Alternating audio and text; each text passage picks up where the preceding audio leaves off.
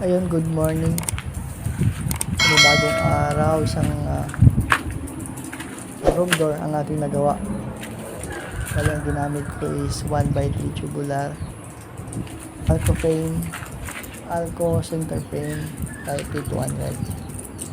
So yan, nakikita nyo, kakahalaga ng 5,000.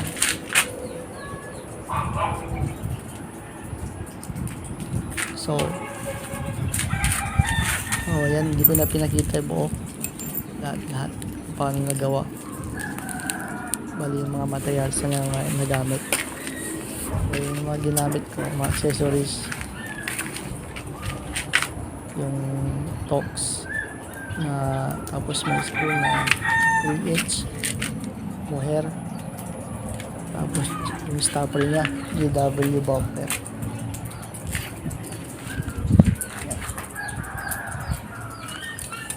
Nabutasan ko na rin, bali sasalpak na lang habang inaantay ko yung doorknob, Alco 301 doorknob. Yan, gamit din ako ng rivet 316, dalawang piraso para yan sa hinge o bisagra. Yung rivet na 532, yun yung ginamit ko dun sa frame, ayun sa paglagay ng door. Kapit din sa YP200. Yan.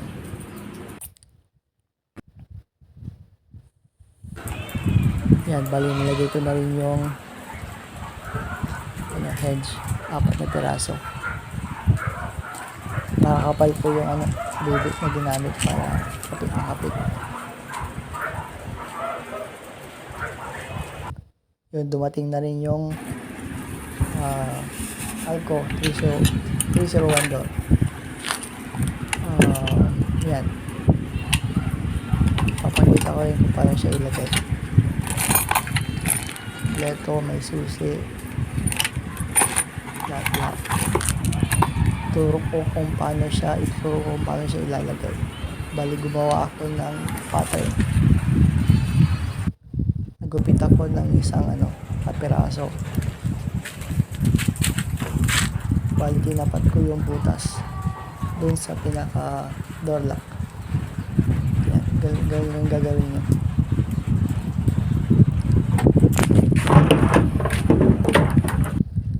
Tapos pag naputasan na, yan, nakikita nyo, halos exact lang lahat.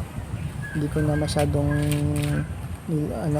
ilakihan yung butas para mas makapit.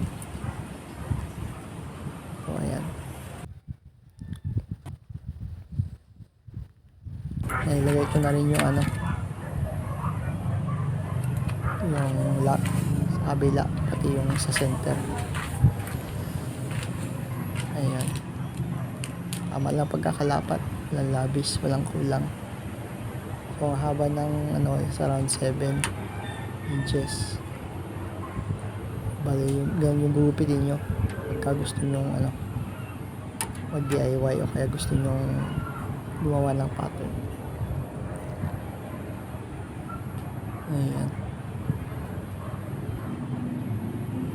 example lang din.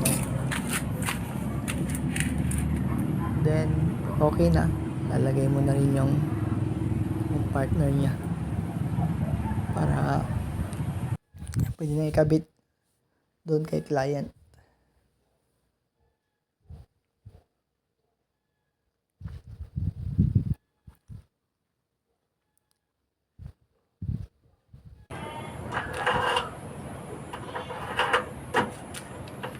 Takulit kung paano ko siya kinabit. Ilagay mo yung dalawang naka holder niya, tapos yung lock, and then yung pagkakabitan nung sa kabila, yung pagkakabitan ng pinaka partner niya.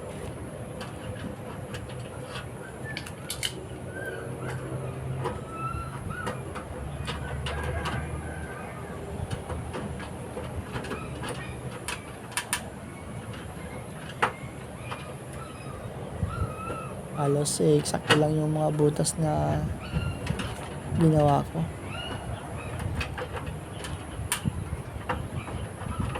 Kaya maganda rin pagka meron kang pattern na makikita mo yung ano sa pagkakalagay.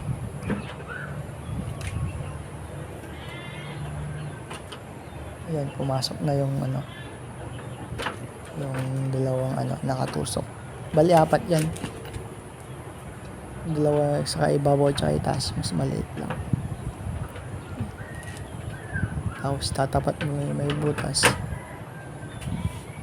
Okay na.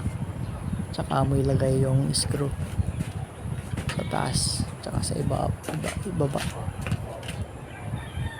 Yan.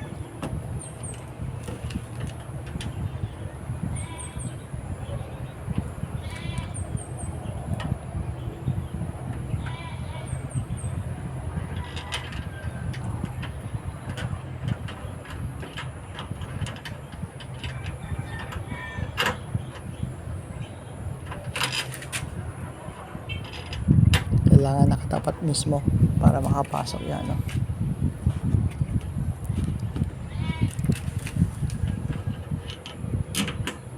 Bago higpitan, kailangan nakapasok muna sa ano, lahat para hindi mahirapan mamaya.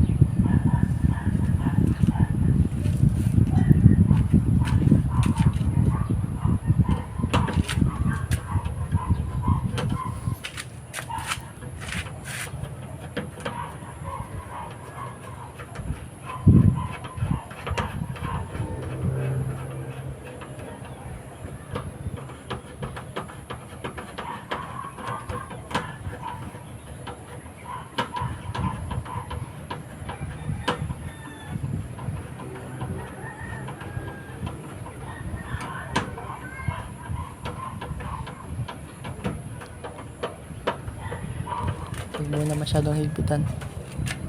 Tama lang.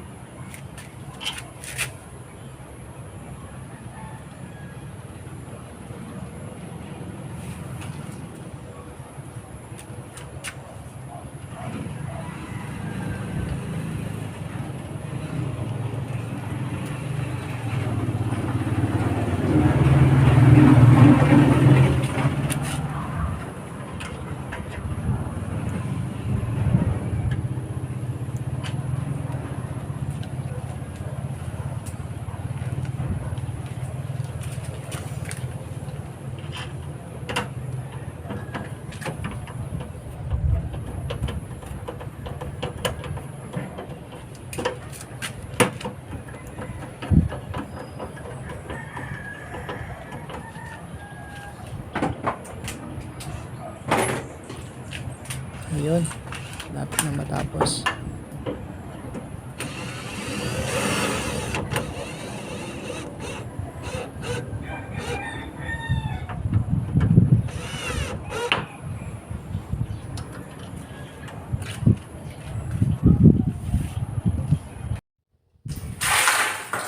Ayun na, naikabit ko na. Hindi ko na napakita kung paano siya naikabit. Bale, ganyan yung kinalabasan. So, maganda siya.